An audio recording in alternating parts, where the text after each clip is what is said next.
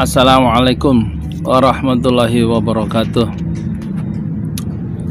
Saya ada di tepi danau.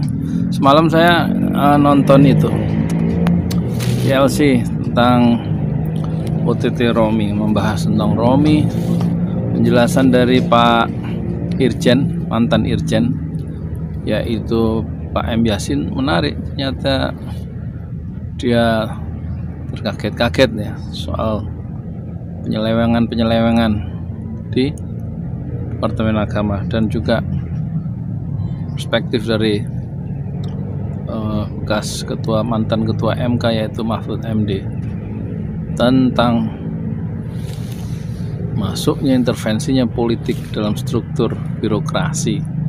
Itu sudah luar biasa, dan kelihatannya kedua tokoh itu juga nggak bisa berbuat apa-apa kecuali memetakan masalah ya. Dan Pak M. Yasin juga akhirnya terpaksa terpental dalam sistem yang sangat kejam itu ya. Pak Mahfud juga nggak mampu. Memang ini persoalan sistemik ya, sistemnya yang salah, korupsi. Dulu juga tahun 83 waktu saya kuliah itu juga sudah merebak korupsi di Depak itu, karena dosen saya yang baru hari pertama masuk, dosen terbaik lah itu, Pak Sabuki namanya. Sabuki almarhum, dia mau ngasih pertanyaan di depan kelas. Hebat orang ini, baru pertama kenal saya sudah terkesan pertanyaan di depan kelas, kata Pak Sabuki. Apa bedanya korupsi katanya di Departemen Agama dengan di departemen yang lain? Anak-anak teman-teman saya itu satu kelas yang semester 3 itu nggak bisa jawab. Pertanyaan juga radikal.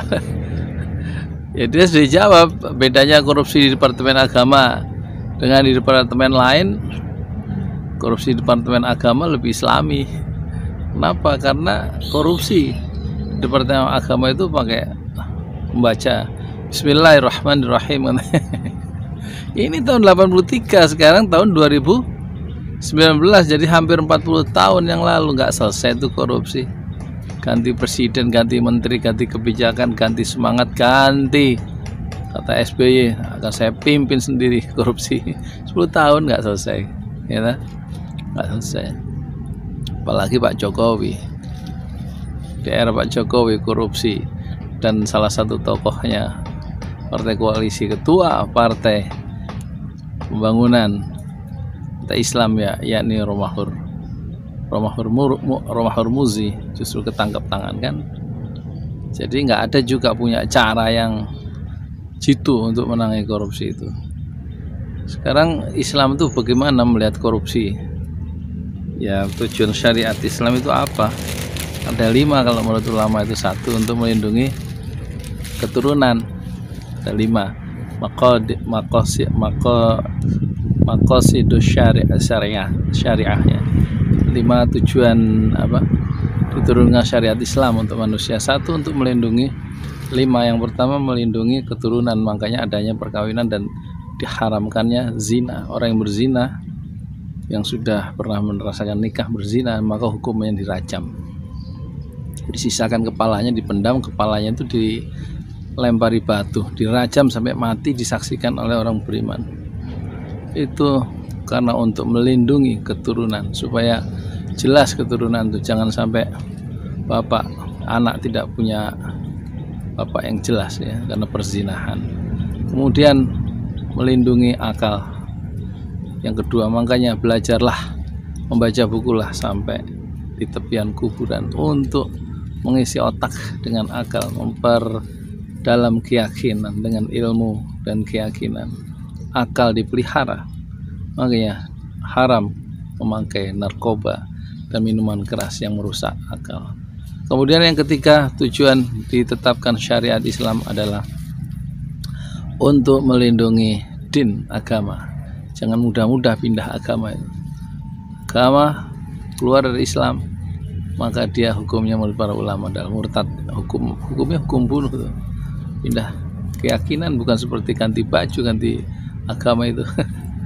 Jadi kemudian yang keempat, tujuan ditambah syariat Islam adalah untuk menjaga jiwa, tidak boleh membunuh.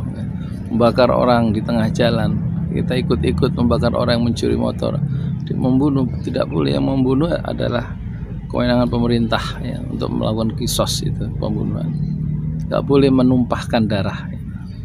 Dalam Islam dijaga. Memukul, menampar wajah itu haram ya kan, dosa. Kemudian yang terakhir itu menjaga harta, jangan ada pencurian. Yang mati mempertahankan harta milik pribadi adalah syahid. Jadi kalau ada pencuri yang mengambil harta, ini konteks korupsi nih, itu maka dipotong tangannya dalam Islam, supaya masyarakat itu tidak takut hartanya hilang dan keresahan di mana-mana dan hak-haknya diambil dengan cara yang curang ya. Jadi menjaga harta, maka di akhirat ditanya tuh harta itu dari mana dapatnya. Sebelum kaki nanti bergeser, itu ditanya dulu di akhirat, dari mana itu harta, halal apa haram. Kalau halal pun akan ditanya untuk apa harta itu digunakan, yang halal itu. Jadi pertanyaannya itu dua untuk harta di akhirat. Nah ini, jadi masalah harta ini serius dalam Islam, masalah korupsi itu sebenarnya. Jadi batas minimal yang memungkinkan pemerintah memotong tangan seorang pencuri apa? Itu ulama mengatakan paling sedikit 3 dirham atau 1/4 dinar. 1/4 dinar itu kalau kursnya itu sekarang 1 dinar emas itu 2 juta. Jadi kalau 1/4 dinar 500.000 cukup.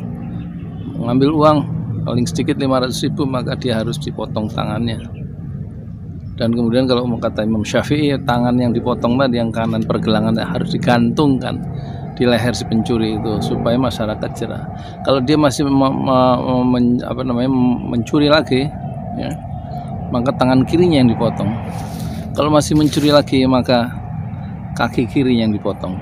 Ini hukuman Islam yang tidak diterapkan di Indonesia karena bukan syariat Islam, yang basisnya memang akhirnya Piagam Jakarta itu yang dicoret syariat Islam dengan ketuhanan, berdasarkan ketuhanan, dengan kewajiban menjalankan syariat Islam. 7 kata dengan kewajiban menjalankan syariat Islam, itulah yang dicoret oleh Hatta tanggal 18 Agustus 1945. Sebelum disahkan dicoret dulu Undang-Undang Dasar 45 pembukaan itu. Padahal Piagam Jakarta yang Pancasila, yang 5 sila, sila pertama itu ketuhanan dengan menjalankan kewajiban syariat Islam, aslinya itu dengan kewajiban menjalankan syariat Islam, itu kemudian kan dicoret tuh, diganti dengan ketuhanan yang Maha Esa. Jadi syariat Islam dicoret yang 7 kata itu.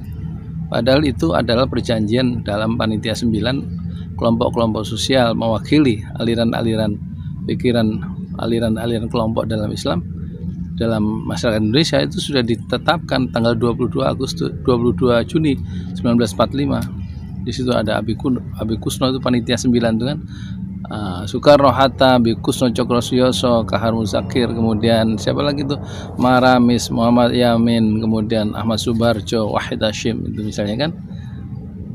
Itu sudah disepakati, kemudian tiba-tiba dicoret oleh Hatta tanggal 18 Agustus karena intimidasi dari orang timur, bagian timur yang akan memisahkan diri dari Republik kalau 7 kata itu tidak dicoret.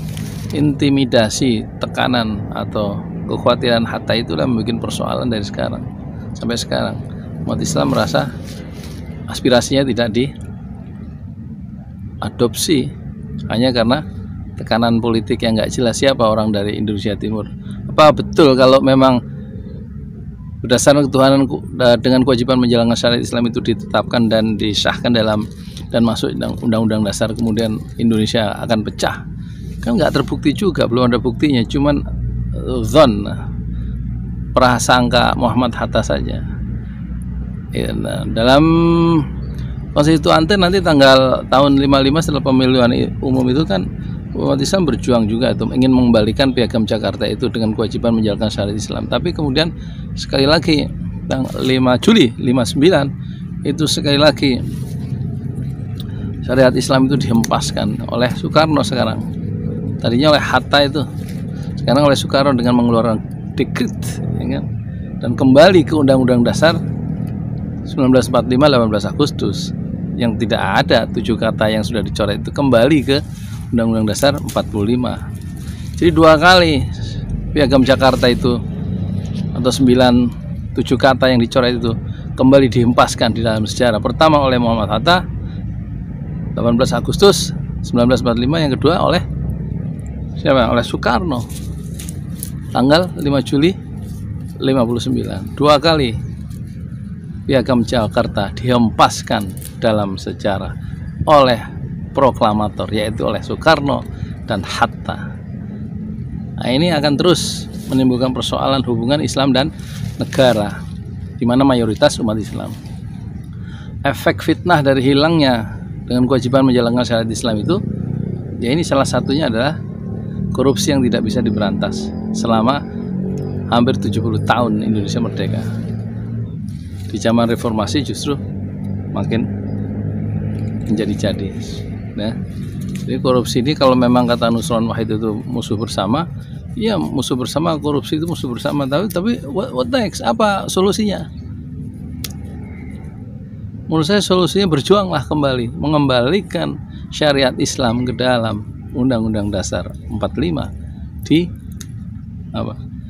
amandemen. Insya Allah di situ ada penyelesaian sistemik, dan kemudian syariat Islam diterapkan untuk pencuri, misalnya diterapkan potong tangan berdasarkan undang-undang apa? Undang-Undang Dasar 45 tadi, dan turunnya berdasarkan konstitusi. Jadi ada dasar-dasar, ada kewajiban konstitusional untuk pemerintah menjalankan syariat Islam, dan selesailah ya, potong tangan itu atau pencurian itu, korupsi itu cukup dalam waktu 100 hari presiden yang baru selesai. Ya kan belum pernah dicoba ya.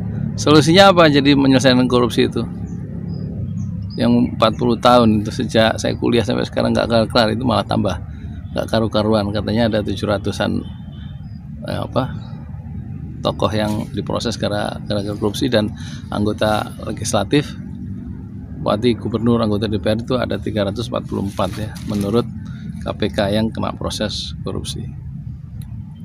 Nah, ini persoalannya sistemik dan akarnya adalah hilangnya syariat Islam dalam Undang-Undang Dasar 45. Itu menurut perspektif saya.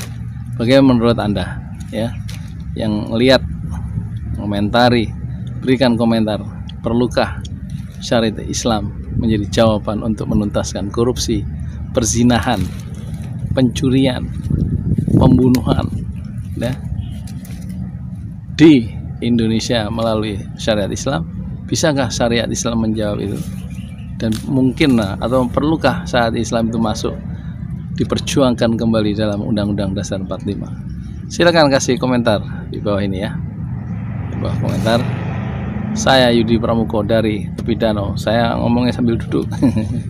Duduk di atas sandal yang baru saya beli, dibelikan istri. Ya, di sini saya mau makan pisang goreng, saya udah beli 4. Kasih komentar ya. Assalamualaikum warahmatullahi wabarakatuh. A'udzubillahi minasyaitonirrajim. Bismillahirrahmanirrahim. Iqra' kitabaka kafa binafsika al-yawma 'alaika hasiba. Bacalah kitab harianmu sendiri pada hari ini, pada hari kiamat.